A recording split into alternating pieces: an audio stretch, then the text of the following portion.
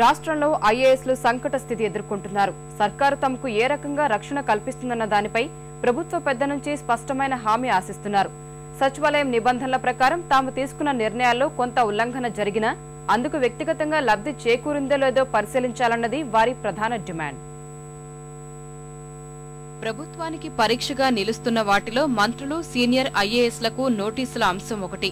జగన్ అక్రమాస్తుల కేసులో సుప్రీంకోర్టు నోటీసులు అందుకున్న 6 మంత్రులు, 8 మంది ఐఏఎస్లు నెలాఖరులోగా న్యాయస్థానానికి సమాధానమివ్వాలి. మంత్రులు వ్యక్తిగతంగానే వివరణ ఇచ్చేందుకు సిద్ధమవుతున్నారు. ఈ బాధ్యతను భుజాన వేసుకున్న మంత్రి ధర్మాన న్యాయవాది సాల్వే ద్వారానే తమ వివరణ కోర్టుకు వెల్లడించనున్నారు. నోటీసులు అందుకున్న సీనియర్ అధికారులు మాత్రం ప్రభుత్వమే న్యాయ సహాయం చేయాలని అభ్యర్థిస్తున్నారు. ఉత్తర్వుల వల్ల తాము వ్యక్తిగతంగా లాభపడ్డది లేదని నిర్ధారించుకుని తగిన నిర్ణయం తీసుకోవాలనుకుంటున్నారు. ప్రభుత్వం తరఫున సహాయం అందించే అంశంపై సీఎం ఇప్పటికే న్యాయ సలహా తీసుకున్నట్టు సమాచారం. వ్యక్తిగతంగానే వారు సమాధానమిచ్చుకోవటం మేలని సూచన వచ్చినట్టు భోగట్ట. ఐఏఎస్లు మాత్రం పట్టు వీడటం లేదు.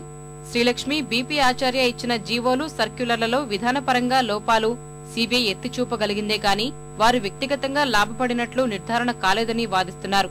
ఎల్వి సుబ్రహ్మణ్యాన్ని సాక్షిగా పిలిచి నిందితునిగా పేరు చేర్చటాన్ని జీర్ణించుకోలేకపోతున్నారు. రానున్న రోజుల్లో మాజీ ప్రధాన కార్యదర్శి ఎస్వి ప్రసాద్, సర్వీసుల్లో ఉన్న సివిఎస్కే శర్మ, మన్మోహన్ సింగ్, శామ్యూల్, రత్నప్రభ, ఆదిత్యనాథ్ దాస్, శ్యాంబాబునకు ఇదే అనుభవం ఎదురైతే పరిస్థితి ఏంటన్న దానిపై ఆందోళన చెందుతున్నారు.